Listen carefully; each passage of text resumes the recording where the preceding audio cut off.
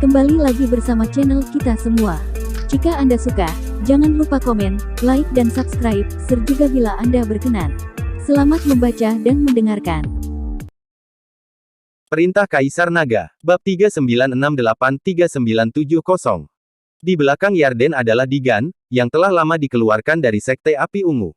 Saat ini, Digan mengenakan jubah brokat hitam, mahkota giok di kepalanya, mata yang dalam, dan ekspresi arogansi di wajahnya. Bahkan setelah diusir dari sekte, bahkan ketika menghadapi para tetua ini, Digan masih tidak memiliki ekspresi di wajahnya. Tuan, sekarang setelah Anda memiliki kekuatan, Anda telah membawa Tuan Muda kembali. Siapapun yang tidak patuh akan segera dikurung, sama seperti Penatua Hu, yang akan dikurung selama 30 tahun. Pada saat ini, seorang tetua kurus berdiri dan memuji Yarden. Ya, seluruh Sekte Api Ungu sekarang berada di tangan Master Sekte Huo. Bahkan jika Penatua Yu dan yang lainnya tidak senang, mereka tidak berani melakukan apapun. Apakah mereka masih berani memberontak? Suara Penatua lainnya menggema. Setelah mendengar ini, Yarden tidak berbicara, tetapi melihat ke arah tetua terakhir dengan sosoknya yang buncit dan matanya sedikit tertutup. Penatua Tian, apakah Anda punya pendapat? Yarden bertanya. Kemudian Penatua Tian perlahan membuka matanya dan berkata perlahan, token api suci belum didapatkan sampai saat ini, dan posisi pemimpin Sekte Huo tidak stabil dari hari ke hari. Meskipun pemimpin Sekte Lama turun tahta karena sakit, dia masih memiliki seorang anak perempuan. Jika token api suci jatuh ke tangan Lydia, saya rasa tidak banyak orang di seluruh Sekte Api Ungu yang akan mendengarkan Tuan Huo. Selanjutnya, Tuan Muda yang pernah diusir dari Sekte Api Ungu, tapi sekarang pemimpin Sekte menyambutnya kembali. Pasti ada banyak orang yang akan memiliki keluhan di hati mereka, dan kebencian ini pasti akan muncul pada titik tertentu. Kata-kata Penatua Tian membuat semua orang tutup mulut. Yarden juga memiliki ekspresi serius di wajahnya. Pemimpin Sekte Lama diam-diam diracun olehnya dan menjadi sedikit gila. Dia akan jatuh sakit dari waktu ke waktu, jadi dia tidak punya pilihan selain turun tahta.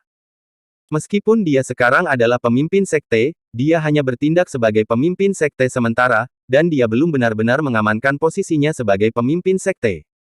Jika dia ingin mengamankan posisinya sebagai pemimpin sekte, dia harus mendapatkan token api suci untuk memimpin Sekte Api Ungu. Token api suci ini seperti segel giok nasional. Hanya ketika seseorang mendapatkannya, maka dia dapat dianggap sah sebagai pemimpin sekte. Tetua Zhu meletakkan token api suci ke dalam gunung berapi suci beberapa tahun yang lalu. Dia mungkin mencegah siapapun melirik posisi pemimpin sekte. Dia menjadi gila sekarang sehingga dia bahkan tidak bisa membuka gunung berapi suci. Bagaimana dia bisa mengeluarkan token api suci ini? Yarden menghela nafas pelan. Master Sekte, Penatua Cui dapat menggunakan cakram formasi untuk membuka gunung berapi suci, tetapi orang ini tidak mau makan apapun, dan dia tidak makan makanan keras atau lunak. Dia mungkin tidak mau mendengarkan kita, kata seorang sesepuh kurus. Tidak perlu bertanya kepada Penatua Cui.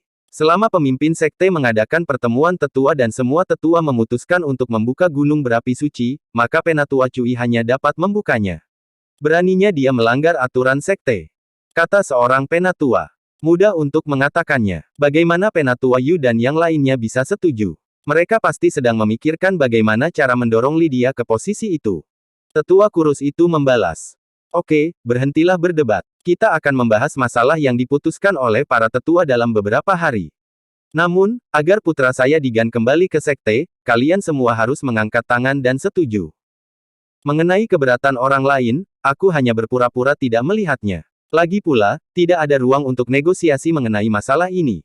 Yarden mengetuk meja dan berkata, Ayah, ketika saya kembali ke sekte, saya hanya ingin membantu Anda mengamankan posisi Anda di sekte.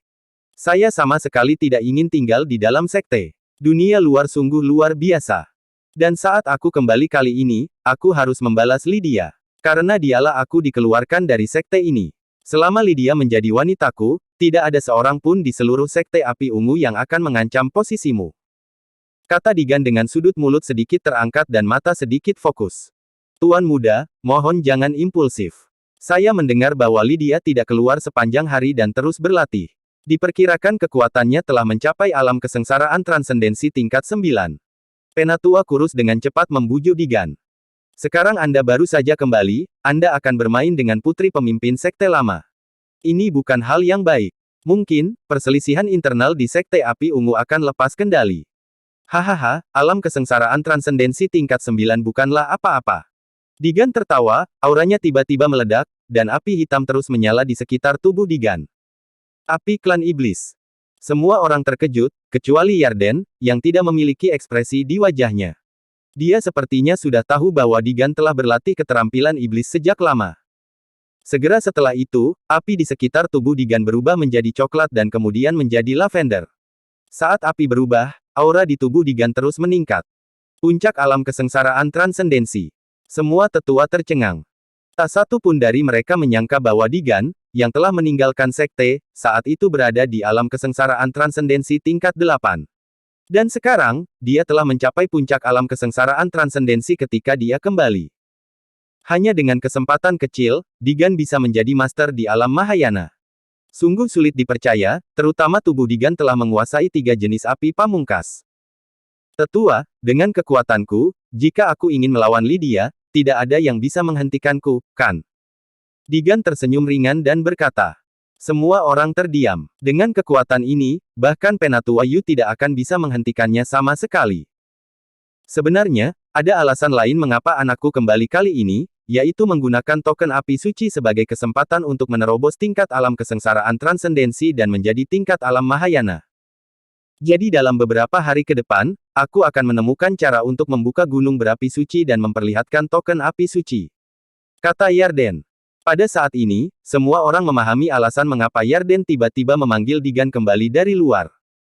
Jika token api suci digunakan sebagai kesempatan untuk memungkinkan Digan menerobos alam kesengsaraan transendensi dan dipromosikan ke alam Mahayana, itu akan sangat berharga. Pemimpin sekte, saya punya ide. Saya rasa saya bisa membuat Penatua Yu dan yang lainnya setuju untuk membuka gunung berapi suci. Kata Penatua Tian. Apa idenya? Yarden bertanya dengan penuh minat. Penatua Tian selalu menjadi sosok penasehat bagi Yarden, itulah sebabnya Yarden menyebutkan nama Penatua Tian sejak awal.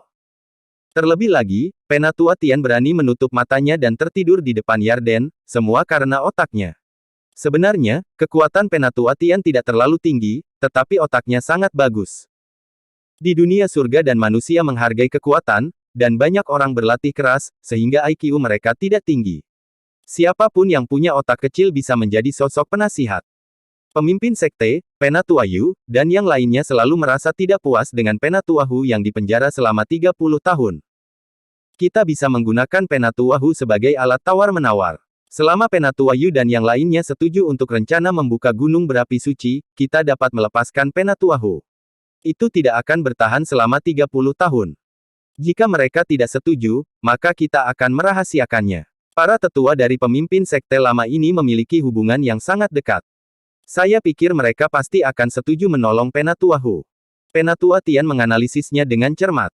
Iya, kenapa aku tidak memikirkan itu? Yarden menamparkan meja dan berdiri, berkata dengan semangat, kalau begitu gunakan metode ini. Jika Penatua Yu dan yang lainnya tidak setuju, saya akan mengunci Penatua Hu selama beberapa dekade lagi untuk melihat apakah mereka setuju.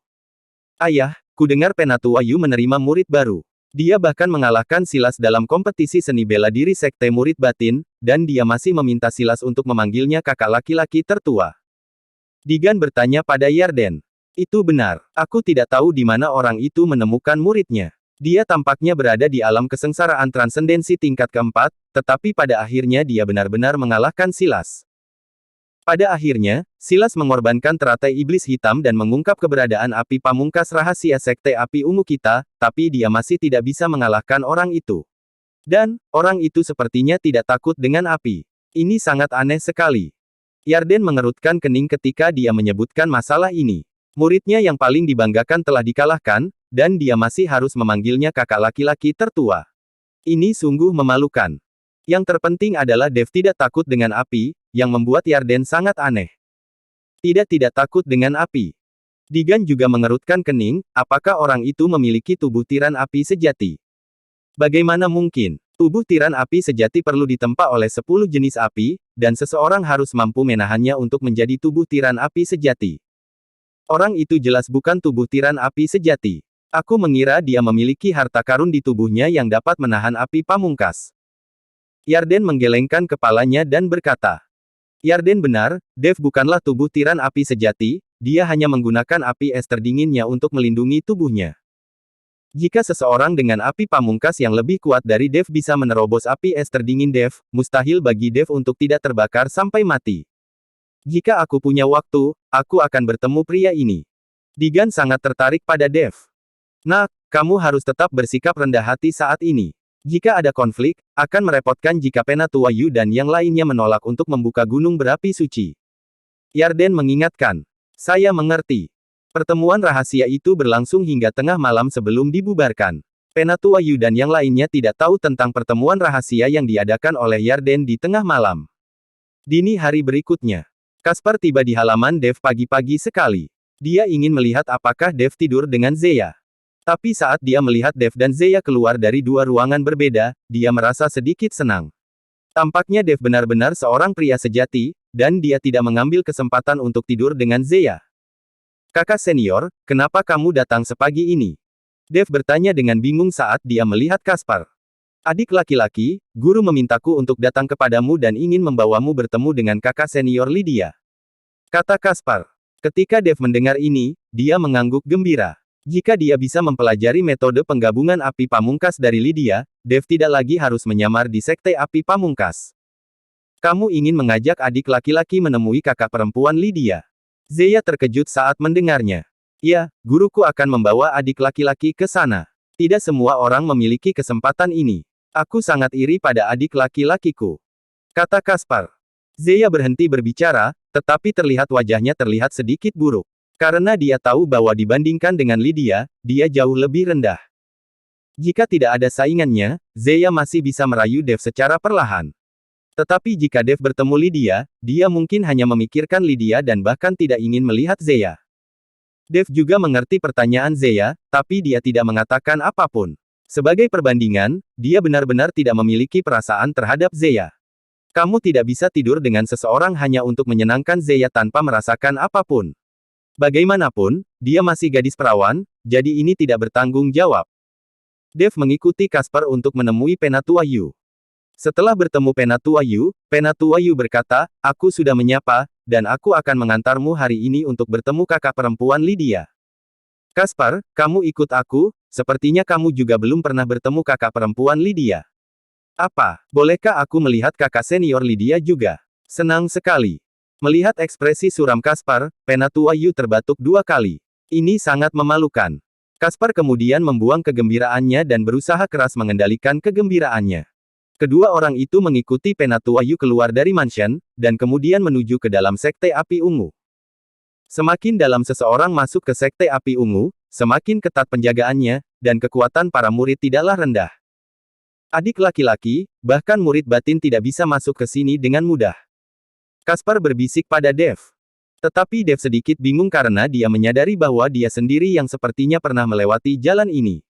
Terutama bangunan-bangunan di sekitarnya, sepertinya dia pernah melihat semuanya saat berkeliling tadi malam. Guru, setelah bertemu dengan kakak senior Lydia, apakah saya dapat bertemu dengan pemimpin sekte lama? Dev bertanya. Bersambung.